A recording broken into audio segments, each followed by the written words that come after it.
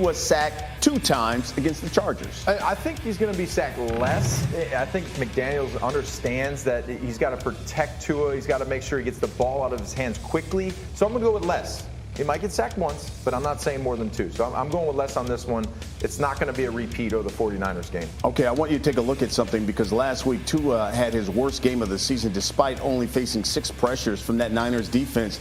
You know, this year Tua is 3-2 when defenses pressure him 6 times or less in a game. And when defenses bring the heat and pressure him more than 6 times, Tua shines. He's thrown for over 100 more yards a game with double the amount of touchdowns. All right, so with that in mind, any concerns at all, especially after last week's performance against those Niners? Does he bounce back this week against the Chargers? What do you think, RC?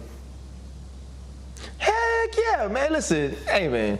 Tua is going to bounce back like Weezy said. He's going to come back like 23. When you look at what he was facing last week, Tua Tagovailoa understood the gravity of the moment. He knew that everyone would be looking at that San Francisco 49ers game as a litmus test of who he was, and he was off a little bit. He wasn't great. 49ers played really well on defense, but no team in the entire NFL plays as much man-to-man defense as the Los Angeles Chargers, and no quarterback absolutely destroys it better than Tua Tagovailoa. This is going to be his game where his connection with Jalen Waddle is back, Tyreek Hill. And I think we're going to see Mike McDaniel use his powers of empowerment to make sure that Tua Tagovailoa is ready, to know that Tua Tagovailoa doesn't have to take all of the accountability for his performances last week. And I believe this offense goes absolutely nuts against the Chargers on the road.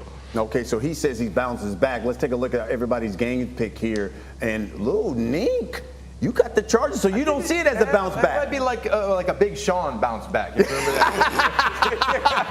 I love it. So, you know, I think that they are not home, so they've been away. I've done that trip where you stay away and you're practicing in different facilities, and sometimes that energy, you can kind of be flat when you come out in these games, especially last week taking the loss.